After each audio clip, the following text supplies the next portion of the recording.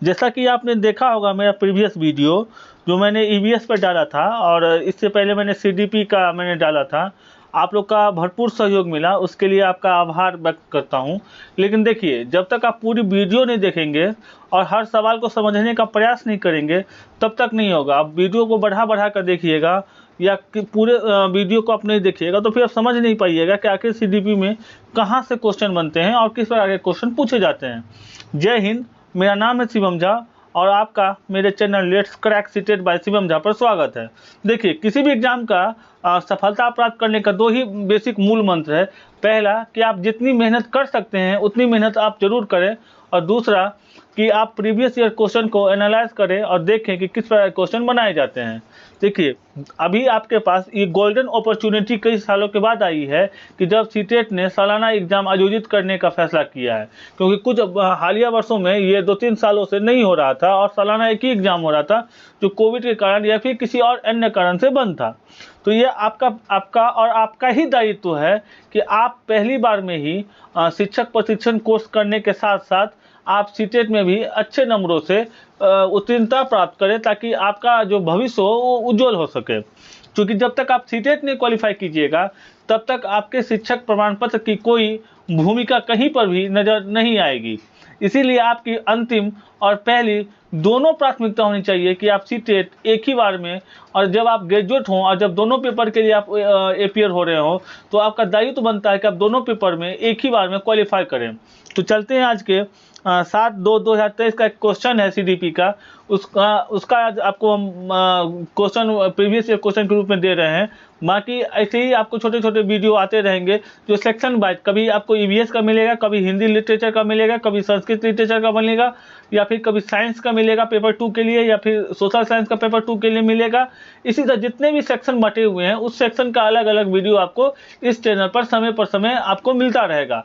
यदि आप मेरे चैनल पर नए हैं और अपने उज्जवल भविष्य की कामना कर रहे हैं आप, तो मेरे चैनल को सब्सक्राइब करें और प्रीवियस ईयर क्वेश्चन को जब खत्म हो जाएगा तब मैं आपका सेशन स्टार्ट कर दूंगा। हालांकि आप प्रीवियस ईयर क्वेश्चन अच्छे से बना लेती हैं या बना लेते हैं तो फिर आपको किसी भी प्रकार की एग्जाम में समस्या नहीं आने वाली है। आज का पहला क्वेश्चन है, अगर इसको बाइलिंगुअल में है, अगर इंग्लिश में देखेंगे तो progression of development of children in primary years in form. इसका हिंदी में देखिएगा तो बच्चों के प्राथमिक वर्षों में विकास का क्रम क्या है। इसका राइट आंसर हो जाएगा सरल से जटिल की तरफ होता है।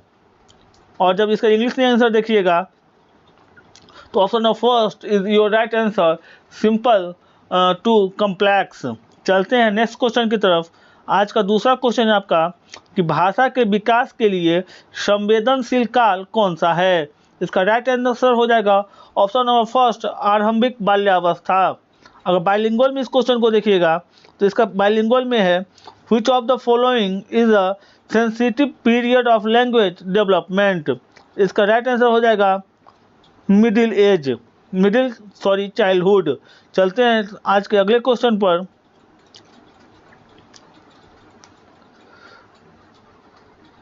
The process by which children learn their school rule is referred to as, वह प्रक्रम जिसमें बच्चे समाज में अपनी भूमिका को सीखते हैं क्या कहलाते हैं। इसका राइट आंसर हो जाएगा ऑप्शन नंबर फर्स्ट, समाजीकरण। और इंग्लिश में इसका हो जाएगा सोशलाइजेशन। आज का नेक्स्ट क्वेश्चन है आपका,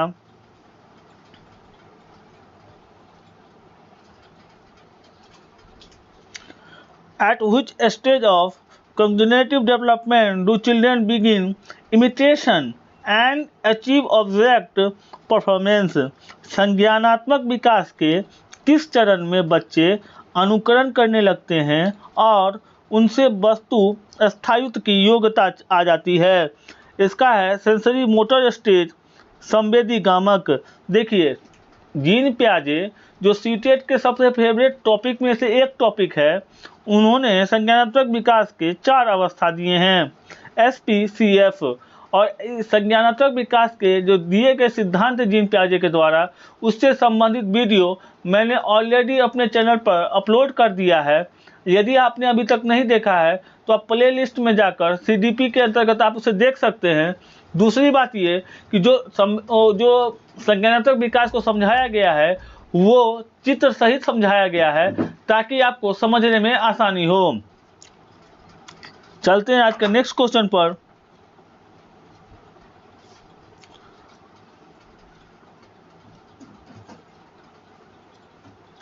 In Jean Piaget's theory, a child who perceives the sun as being alive because it gives out light is demonstrating। बोल रहा है जीन पियाजे के सिद्धांत के अनुसार वह बच्ची जो सूरज को सजीव मानती है क्योंकि वो रोशनी देती है अपनी सोच में क्या दर्शाती है। इसका राइट आंसर हो जाएगा ऑप्शन नंबर फर्स्ट, जीवनवादी थिंकिंग, एमनेस्टिव थिंकिंग।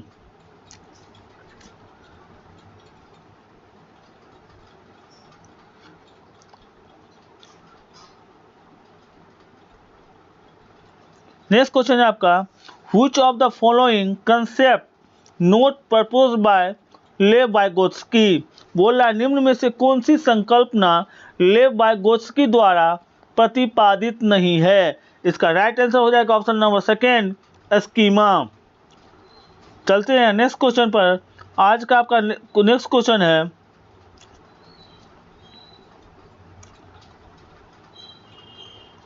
लेव वाइगोत्स्की के सिद्धांतों के निहितार्थ के अनुरूप कौन सा कथन शैक्षिक प्रणाली के लिए सही नहीं है। इसका राइट आंसर हो जाएगा ऑप्शन नंबर थर्ड, उपयुक्त इशारे व संकेत कर विद्यार्थियों को पार या अवलंबन देना। देखिए जितने भी मनोवैज्ञानिक से प्रश्न आ सकते हैं, बनाए जा सकते हैं अथवा पूछे गए हैं विगत वर्षों में, उन सभी का मैंने छोटे छोटे वीडियो में मैंने अपने चैनल पर अपलोड कर दिया है। लगभग वो 50 से 60 मिनट का वीडियो होगा, आपको 1 आवर का होगा। और आप जब इस वीडियो को पूरा जब देखिएगा तब आप समझ पाइएगा कि मनोवैज्ञानिक से संबंधित प्रश्न किस प्रकार पूछे जाते हैं, कौन से मनोवैज्ञानिक के प्रश्न अधिक पूछे जा रहे हैं और शिफ्ट दर शिफ्ट इस प्रश्न के नेचर में बदलाव कैसे आता है। चलते हैं आज के अगले क्वेश्चन पर। अगला क्वेश्चन है आज का आपका, कोहलबर्ग के अनुसार नैतिक विकास की प्रथम अवस्था की क्या विशेषता है। इसका राइट आंसर हो जाएगा ऑप्शन नंबर सेकेंड, नियमों को निश्चित और निरपेक्ष रूप में देखना। चलते हैं नेक्स्ट क्वेश्चन पर और आपका आज का अगला क्वेश्चन है, एक प्रगतिशील कक्षा कक्ष में क्या होता है, बच्चे उन गतिविधियों में संलग्न होते हैं जिससे वह अपनी क्षमताओं को पा लेते हैं। नेक्स्ट क्वेश्चन है आज का आपका, किस प्रकार की बुद्धि का वर्णन हावर्ड गार्डनर द्वारा किया गया था। देखिए हावर्ड गार्डनर के द्वारा बहुबुद्धि सिद्धांत प्रतिपादित किया गया था। वो बहुबुद्धि सिद्धांत 8 प्रकार के हैं और 8 प्रकार मैंने बहुबुद्धि सिद्धांत से संबंधित जो थ्योरी दिया गया है हावर्ड गार्डनर महोदय द्वारा, उसका वीडियो मैंने अपने चैनल पर अपलोड कर दिया है। उसमें पिक्चर सहित आपको समझाने का प्रयास किया गया है ताकि जब आप पिक्चर को देखें तो आसानी से उनके थ्योरी को समझ सके और उस जो हावर्ड गार्डनर की कौन सी बुद्धि किस अवस्था के लिए उपयुक्त है उसको आप समझ सके और उससे जो प्रश्न आपको इन फ्यूचर आपसे पूछे जाएंगे तो आप उसके लिए तैयार रहें। तो अगर आपने हावर्ड गार्डनर के बहुबुद्धि सिद्धांत का वीडियो नहीं देखा है तो आप मेरे चैनल पर जाकर CDP नोट्स के अंतर्गत प्लेलिस्ट में आप सर्च कीजिए और आपको वहां पे वीडियो मिल जाएगा। चलते हैं आज के नेक्स्ट क्वेश्चन पर। नेक्स्ट क्वेश्चन है आपका और इसका राइट आंसर हो जाएगा भाषाई बुद्धि। Option number second is your right answer.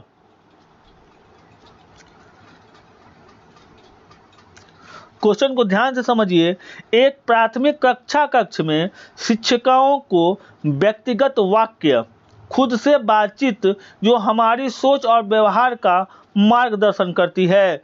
इसका राइट आंसर हो जाएगा option number second,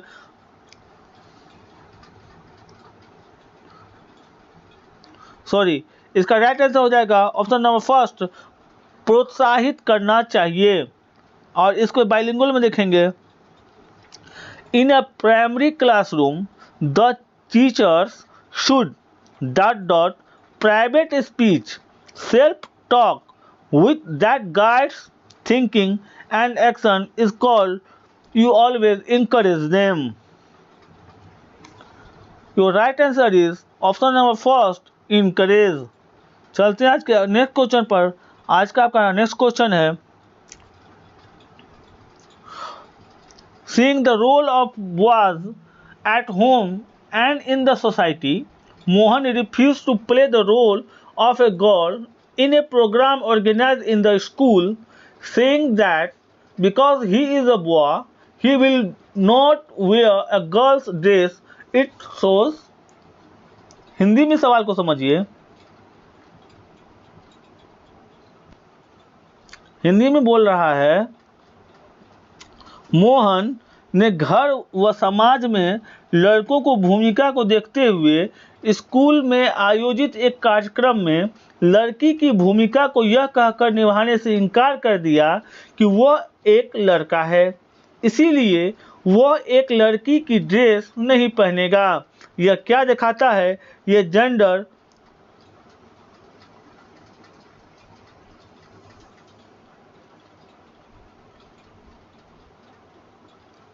gender typing कहलाता है। ऑप्शन नंबर 4 आपका बाइलिंगुअल में आंसर हो जाएगा और हिंदी में आपका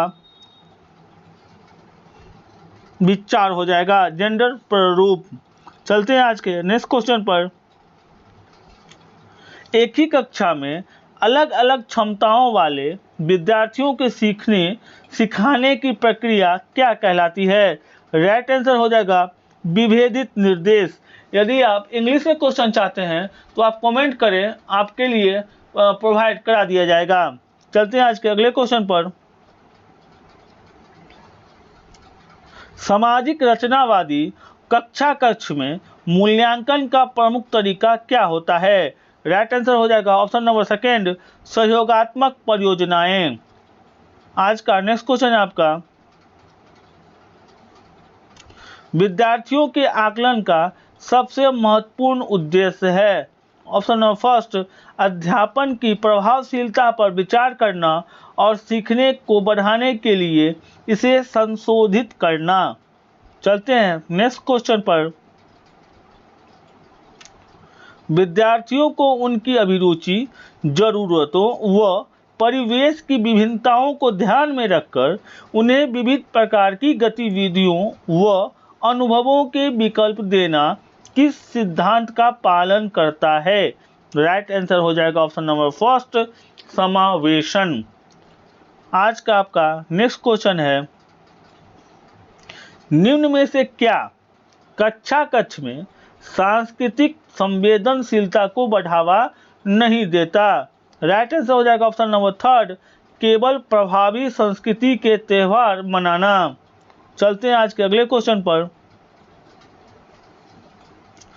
पाठ पढ़ने व लंबे अंशों को समझने में उन विद्यार्थियों को कठिनाई होती है जो पठन वैकल्प से जुड़े रहे हैं,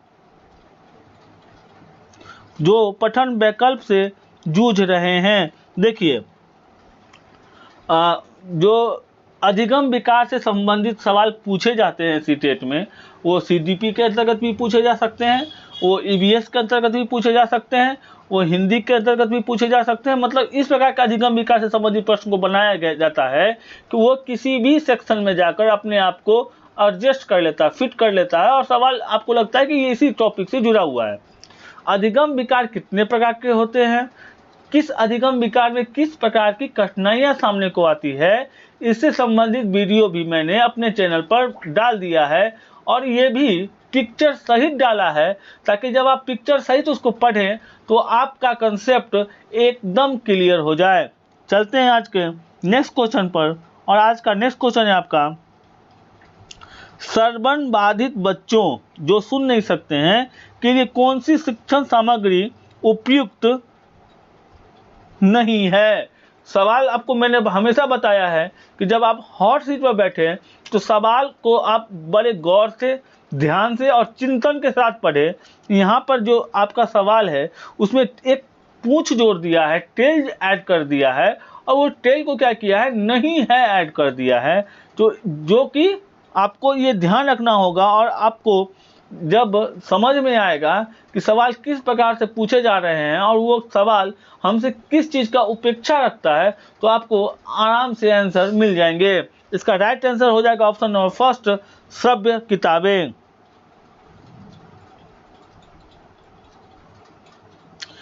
एक शिक्षिका को अपनी कक्षा में सृजनात्मक बच्चों की पहचान करने के लिए किस प्रकार के प्रश्न पूछने चाहिए? राइट आंसर हो जाएगा ऑप्शन नंबर 4।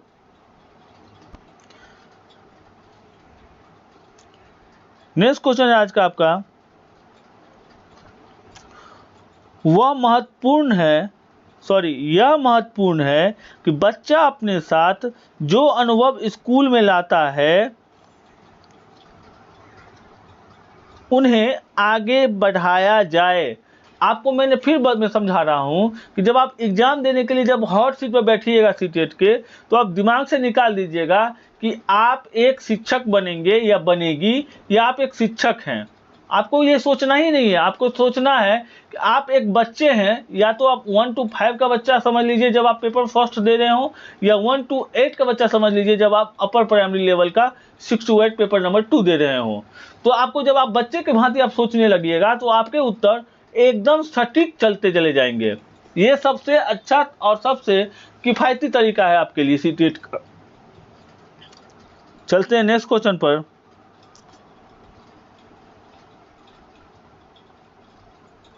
नेक्स्ट क्वेश्चन है आज का, बच्चे कैसे सीखते हैं? बच्चे चीजों को बनाकर व कार्य करके।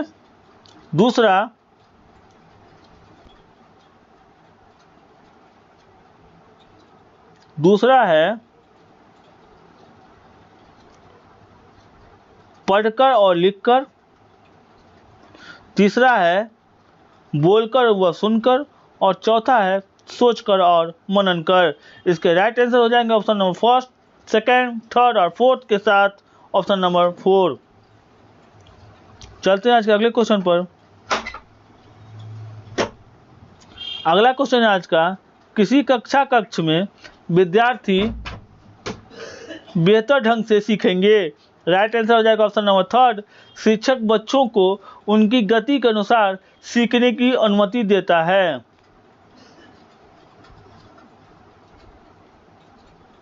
आज का नेक्स्ट क्वेश्चन है, जब शिक्षक बच्चों के अनुभवों को कक्षा में शामिल करते हुए उनके सामाजिक सांस्कृतिक संदर्भ से उदाहरण देता है, तब वो बच्चों में किस भावना को प्रोत्साहित करता है? राइट आंसर हो जाएगा ऑप्शन नंबर फर्स्ट, अपनापन। चलते हैं आज के नेक्स्ट क्वेश्चन पर। आज का नेक्स्ट क्वेश्चन आपके लिए, समस्या समाधान की प्रक्रिया किससे बेहतर होती है? राइट आंसर हो जाएगा ऑप्शन नंबर फर्स्ट, तार्किक सोच। आज का नेक्स्ट क्वेश्चन है आपका, बच्चों की भ्रांतियां व त्रुटियां। राइट आंसर हो जाएगा ऑप्शन नंबर थर्ड, बच्चों की सोच में झांकने के अर्थपूर्ण मौके देती है।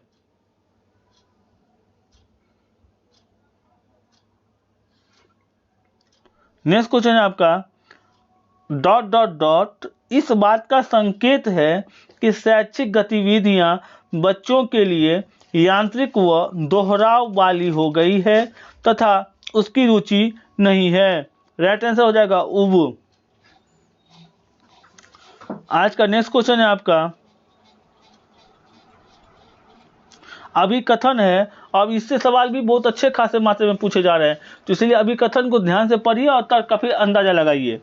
अभिकथन है आपका, बच्चों में सजा का डर पैदा करके सीखने को सुसाध्य किया जाना चाहिए, और कारण है कि इनाम व सजा अर्थपूर्ण सीखने में बेहद प्रभावशाली है। आप बच्चे को, मैंने क्या बोला था आपको कि जब आप शिक्षक की भांति सोचिएगा तो आपको उत्तर नहीं मिलेंगे, लेकिन जब आप छात्र की भांति सोचिएगा तो आपके आराम से उत्तर मिल जाएंगे। अब बच्चे को सजा नहीं दी जा सकती है, और इनाम और सजा अर्थपूर्ण सीखने में बेहद प्रभावशाली नहीं माना जाता है। राइट आंसर हो जाएगा ऑप्शन नंबर 4। ए और आर दोनों गलत हैं। चलते हैं आज के नेक्स्ट क्वेश्चन पर। नेक्स्ट क्वेश्चन है आज का आपका, निम्न में से कौन सा कारक सीखने को प्रभावित करता है? इसका राइट आंसर हो जाएगा ऑप्शन नंबर फर्स्ट, विद्यार्थियों की अभिरुचि। ऑप्शन नंबर सेकेंड, संकल्पना की कथित प्रासंगिकता। और ऑप्शन नंबर थर्ड, विद्यार्थियों का विकासात्मक स्तर। और ऑप्शन नंबर 4 हो जाएगा आपका सीखने सिखाने की पद्धतियाँ। तो जब आपके चारों आंसर हो जाएंगे तो ऑप्शन नंबर 4 आपका राइट आंसर हो जाएगा। चलते हैं आज के अगले क्वेश्चन पर, और आज का लास्ट क्वेश्चन है आपका, निम्न में से कौन सा कथन सीखने की स्थितियों में व्यक्ति, वातावरण व व्यवहार के बीच संबंध को सही दर्शाते हैं? इसका राइट आंसर हो जाएगा ऑप्शन नंबर थर्ड, तीनों कारक व्यक्ति, वातावरण व व्यवहार एक दूसरे को प्रभावित करते हैं। इसका राइट आंसर हो जाएगा ऑप्शन नंबर थर्ड, सेकेंड। और ये थे आपके लास्ट क्वेश्चन। ये मैथ के क्वेश्चन हैं और इसको मैथ के सेक्शन में आपको करवा दिया जाएगा। तो ये थे आज के आपके अंतिम प्रश्न, और इसके साथ तो जब तक एग्ज़ाम आपका ख़त्म नहीं हो जाएगा और अच्छा नहीं चला जाएगा, तब तक आपको इस चैनल पर सिर्फ और सिर्फ सीटेट से संबंधित उन क्वेश्चन और उन सुझाव को आपको दिया जाएगा जो एक छात्र दूसरे छात्र को इस रूप में दे रहे हैं, ताकि जब आप उस हॉट सीट पर बैठिए तो आप काम एंड केम रहना चाहिए, आप एकदम शांत रहना चाहिए आप, और आराम से आप एग्ज़ाम दे सके। दूसरी बात क्या है कि मेहनत का कोई विकल्प नहीं होता है। आप अगर सारा दिन क्लास में हैं या किसी और परीक्षा की तैयारी कर रही हो या कर रहे हो या कोई और कुछ आप कर रहे हो, फिर भी मेरा सुझाव निजी तौर पर यही है कि आप सीटेट के लिए कम से कम दिन में 4 घंटा निकालिए, 2 घंटा सेट बनाइए, उसको क्वेश्चन का पूरा एनालिसिस कीजिए और देखिए कि किस प्रकार के प्रश्न आपसे नहीं बन पा रहे हो, फिर उसका प्रैक्टिस कीजिए। और इसी तरह हर कम से कम एक क्वेश्चन आपको पेपर एक दिन में आपको एग्ज़ाम की भांति और उसके प्रति आपका जो सजगता है उसको देखते हुए आपका एक पेपर एक दिन में ख़त्म होना चाहिए विथ डिटेल एनालिसिस के साथ, ताकि आप समझ पाएँ और जब फिर दोबारा वो पेपर बनाएं और वही क्वेश्चन रिपीट मोड में हो तो आपके वो उत्तर गलत ना होकर सही हो। यदि आप मेरे चैनल पर पहली बार विजिट कर रहे हैं तो आपसे अनुरोध होगा कि आप लाइक करें, शेयर करें और अपने उन दोस्तों में शेयर करें जो प्रीवियस ईयर क्वेश्चन को नहीं देखे हैं अभी तक, और उनको देखना ज़रूरी है ताकि उनको समझ पाएँ कि किस प्रकार के प्रश्न पूछे जाते हैं। और सब्सक्राइब आपकी इच्छा, यदि आपको मेरी वीडियो पसंद आई और अच्छी लग रही है तो आप सब्सक्राइब जरूर करेंगे। वैसे भी आप मेरे चैनल को सब्सक्राइब किए बिना रह नहीं सकते, क्योंकि हम आपके छोटे भाई हैं। तब तक के लिए धन्यवाद। जय हिंद, वंदे मातरम।